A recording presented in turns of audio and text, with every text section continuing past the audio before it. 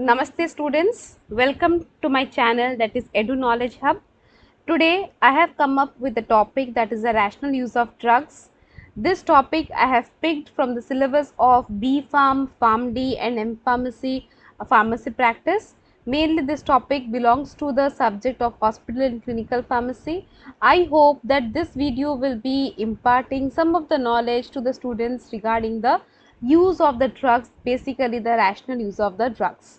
So after completion or after this video, I expect that my students who have seen this video will understand these following outcomes. That is, they will understand the responsibility of the hospital pharmacist, they will be able to understand the professional practice management in the hospital pharmacist, they will be able to understand the unbiased drug information system, they will be able to appreciate the store management, and lastly they will be able to understand the concept of safety and efficacy of the medication. Now let us see that what we mean by the rational use of drugs. Now if we take the definition of the rational use of drugs, this definition is given by the World Health Organization, which says that this is a technique in which the patient receives the medication appropriate to their clinical needs, in doses that meet their own individual requirement for an adequate period of time and at the lowest cost of them and their community. That means uh, depending on the patient's nature or patient clinical symptoms, we have to design that what are the different medication the patient should get, and he should get when he needs it, and the dose will be individualized. That means it should not be common for all the patients, and the dose should be given in the appropriate time for adequate time period, and the cost of the medication should be low for the patient and for their community itself. So I can say in a nutshell that rational use of drug centralizes or it regulates the prescription of the medication, use of the medication, so that the patient is not overdose or the patient is not underdose. Along with this, the proper care should be taken that there should not be any kind of economic, you can say, burden on the patients. The patient should get a good quality medicine at the minimum effective cost. Now, if you talk about the rational use of drugs, then we have three definitions, or we can say three terms which we should understand very carefully. One is the compliance, next is the concordance, and third one is the patient adherence. Now, what do we mean by the compliance? The compliance means the extent to which the patient follows the health professional, that means the advisors, and takes the treatment. Now here I want to make it very clear that when a patient visits the doctor, then it's a responsibility of the doctor or any kind of healthcare professional, that it be the hospital pharmacist or the counselors, that they will be prescribing or they will be advising the patients regarding the intake of medicines or changes in the lifestyle. Now if the patient adheres, that means if the patient obeys the healthcare professional and he maintains his lifestyle and he maintains his dose frequency, the amount of the drugs as mentioned by the physician or the healthcare professional, then we say that the patient is having a good compliance. Now when it comes to the concordance, now it is an agreement which is reached after negotiation between a patient and a healthcare professional. That means you need to speak to the patient, the patient will speak to you, and in that condition you both will come up with the agreement. That is not regarding, or we can't say it is the agreement on a court paper or any kind of note sheet or a paper, but this agreement is a verbal agreement where the patient understands the doctor and the doctor understands the patient. And in this case or in this situation, both of them respect the beliefs and wishes also. That means what the patient believes and what he wishes, this should be respected by the doctors, and what the doctors or the healthcare professional they want to convey to the patient, that should be respected by the patient itself. And everything depends like when to use a medicine, how to use a medicine, and whether we need to use a medicine or not. Now keeping in view the concordance, we have to decide these three parameters: whether, when and how. Now next parameter is the patient adherence. Now what is the meaning of this patient adherence? Now if I say Patient adherence means the extent to which a person's behavior, like taking medicines, following a diet, or executing the lifestyle changes, corresponds with the agreed recommendation from the healthcare provider. That means if the patient is having a good concordance, that means we have developed a good relation with the patient. Now the thing is, the patient should adhere to what? To his healthcare regimen. Now if the patient is adhering to his healthcare regimen, he is following what the doctor has said and what the doctor has told him to take the medicine in the prescribed manner, then we say that the patient has a good adherence to the healthcare professional or to the treatment regimen. Now this is a pharmaceutical management cycle where there is a management support. Now management support says, like healthcare professional, like the doctors or the pharmacists or the nurses, they comprise of this management support. Now this management supports decides that what will be the use of the drugs, or what drugs should be used, how to select the medications, how to procure it, and how to distribute it. Now this use, selection, procurement and distribution, it completes the pharmaceutical management cycle, and all these 4 steps is governed by the management supports. Management supports includes, as I told you, the doctors, the nurses and the pharmacists also.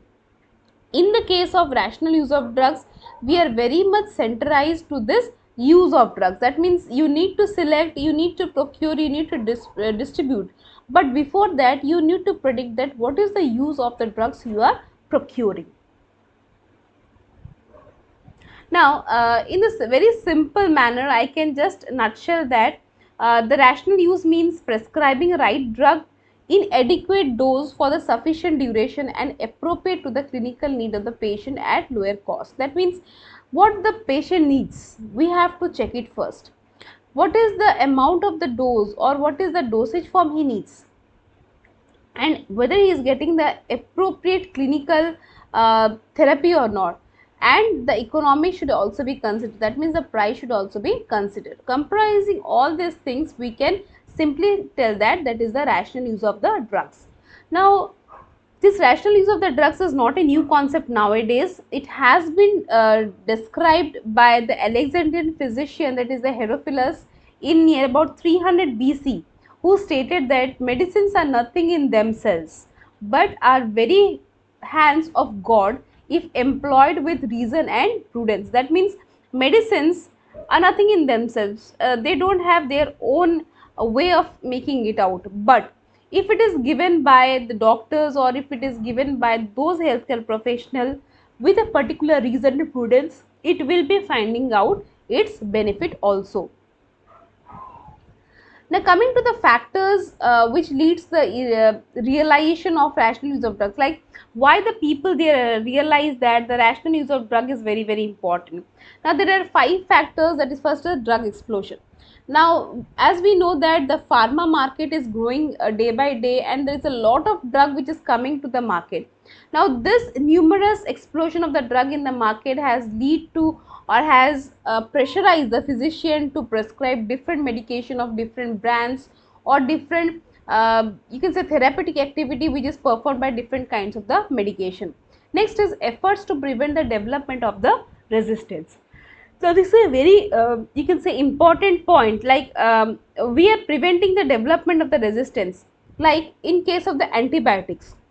Okay, suppose you are taking antibiotic A. If you take it for a prolonged period of time, then your body becomes resistant to it, so the doctor will prescribe you antibiotic B.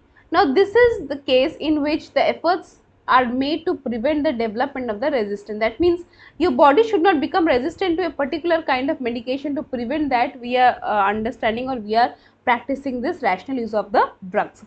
Next is the growing awareness. Definitely nowadays, when the healthcare professional are expanding their vision, the patients are expanding their vision, then definitely there is a growing in the awareness in the healthcare sectors.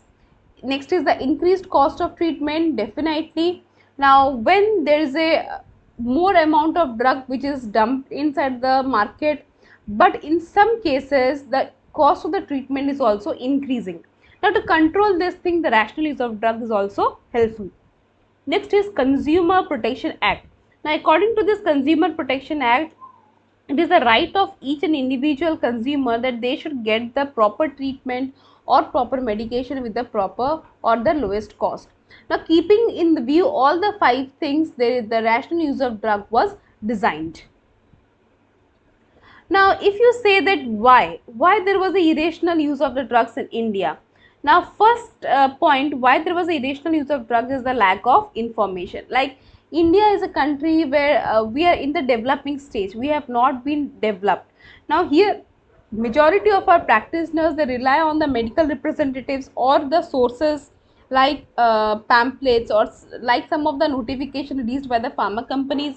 So they don't have a particular idea that what should be the medication profile, or which type of drug should be given for which type of diseases, or is there any side effects, or is there any, you can say, interaction of the drug. So previously this was the first reason why the irrational use of the drugs was undertaking in India. Next is a faulty and inadequate training and education of medical graduates. Now here also, when the medical graduate is learning or is in the internship state, now in this condition what happens is they used to depend on the diagnostic aids or clinical diagnosis. In this case what happens is the doctor day by day, they're depending on the test. They don't want to listen to the symptoms, or they don't want to predict that what is the what the patients wants to say. Now in that case, when the doctors are unable to listen to that what the patient is wanting to say, that there is a gap in between the patient and the physician, where there is a loophole, and the physician, they prescribe some irrational drugs. Next is the poor communication with the healthcare professional or patient. As I told you that the communication is not built in between the healthcare professional, let it be the pharmacists, the doctors and the patients.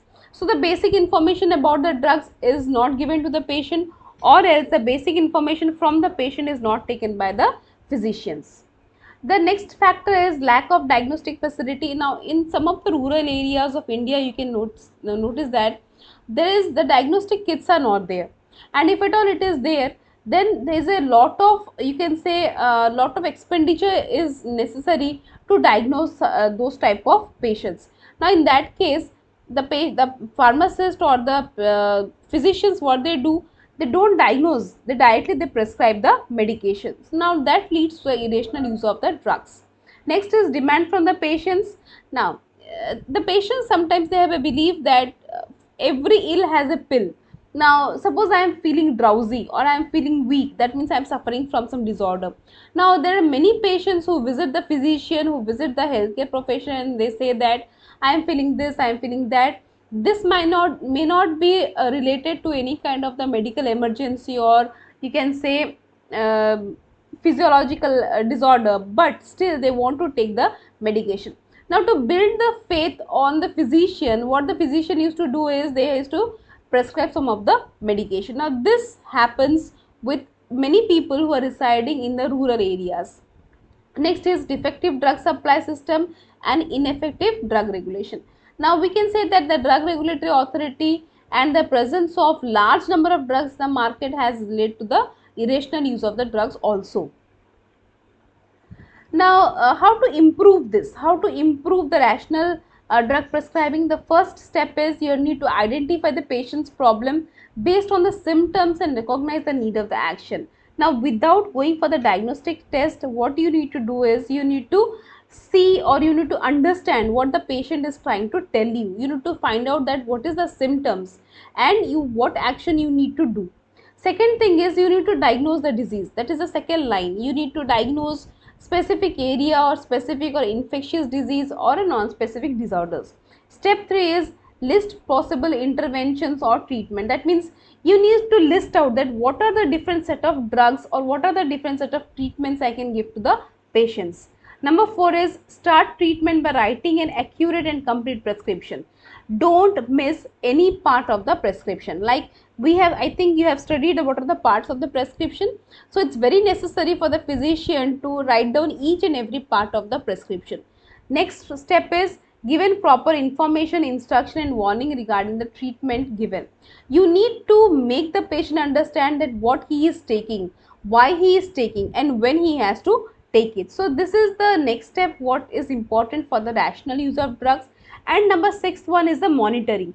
That means after you prescribe the medicines, you need to monitor that whether the patient is taking or not, if at all he is taking, whether he is getting any therapeutic effect or not. If at all he is not getting, what is the reason he is not getting. So by two ways you can monitor. One is the passive monitoring, next is the active monitoring. Passive monitoring means this is done by the patient. The patient will tell you that yes, I am getting the relief, yes, I am taking the medications.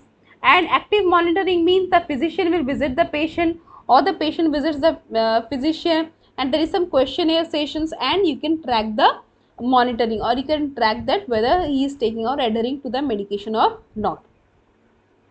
Now there are some strategies which has been designed or which has been given by different you can say researchers to improve the use of drugs, like educational, you need to educate the patient. Managerial, like you need to prepare some clinical practice guidelines like information systems or drug supply or lab capacity.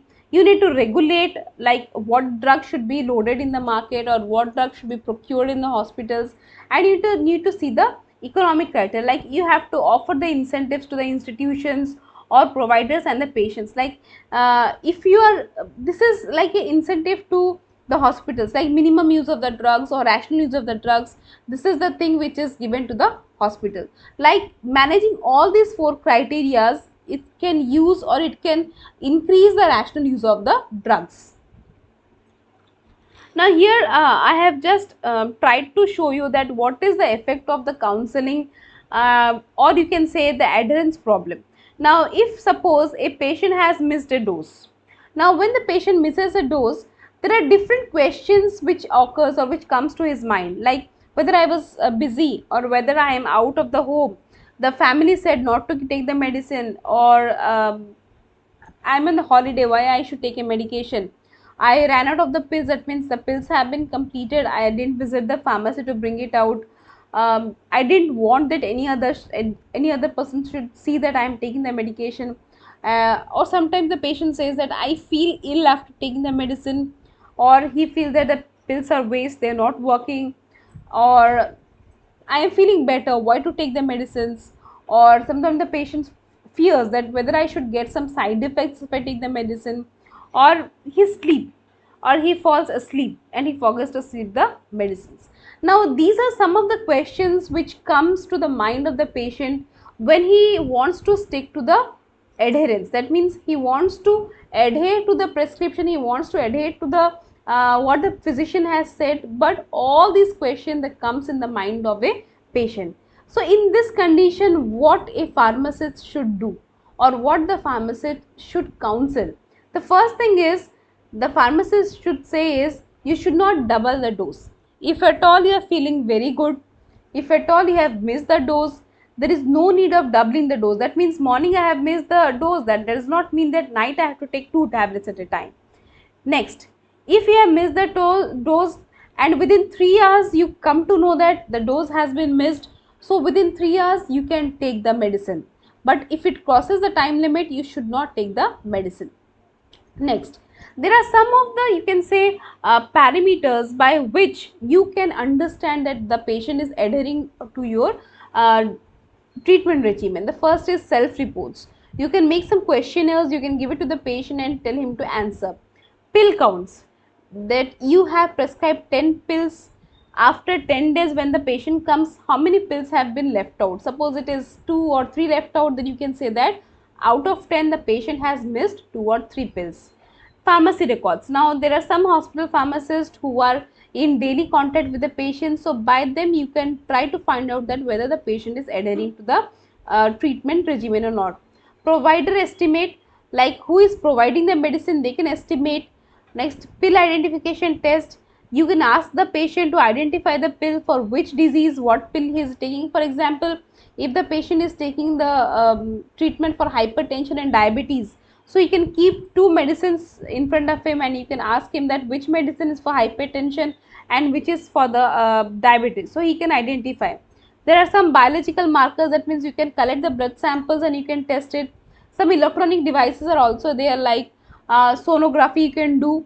And lastly is the measuring the drug levels. That means you can go for the pharmacokinetic of the blood. You can take the blood and you can study the pharmacokinetics of the blood. Now these are the some WHO drug use indicators. Like WHO has prescribed some drug use indicators, like prescribing indicators are there, patient care indicators are there, facility indicators are there, and the complementary drug use indicators are there. By these indicators we can know that whether the patient is adhering to the pharmaceutical management regimen or not. Now, there are some guidelines which is issued by the healthcare providers to maintain the rational prescribing. Like the first one is, you have to define the patient problem and establish a therapeutic goal, that what you want to achieve. Next is, use drug only when indicated and when potential benefits outweigh the risk. That means if the risk factor is there, you should not use the medications. If risk factor is not there, then you have to use the medication. Choose a drug of proven efficacy and safety and must be suitable for the individual patient. Don't see that like everybody is having the fever, all the patients are taking paracetamol, so I should give the paracetamol to the patient, this patient also. There may be a chance that the patient is allergic to the paracetamol. So you need to choose a particular drug for a particular patient. Avoid using more than one drug of the same chemical class. Like you should not give more than one NSAID or more than one antibiotic of the same therapeutic effect. Inform the patients what you are doing, which medication you are giving.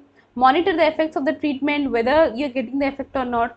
Decide whether the drug should be continued at the present dose or it should be stopped. If you see any kind of side effects, you have to take the decision that whether the side effects should be predominant or your drug should be predominant. And if the treatment has not been effective, identify the reason, like why it is not effective, what is the loopholes in the treatment regimen.